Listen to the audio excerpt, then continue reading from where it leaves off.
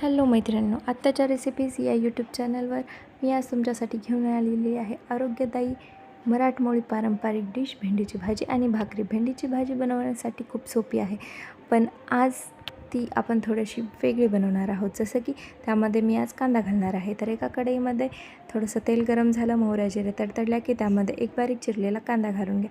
कांदा छान लाल झाला की त्यामध्ये थोडंसं मीठ आणि हळद घाला. मीठ आणि हळद घालून झालं की त्यामध्ये आपण बारीक चिरलेली भेंडी घालायची आहे.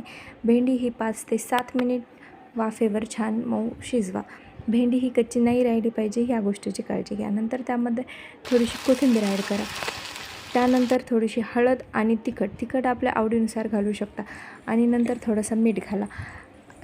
5 ते 7 मिनिट छान वाफेवर भेंडी शिजली की त्यानंतर त्यामध्ये 2 ते 3 चमचे शेंगदाण्याचा कूट घाला. शेंगदाण्याचा कूट घालून भेंडी 2च minute वाफेवर शिजवा.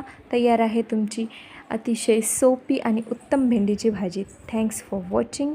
Please like and subscribe.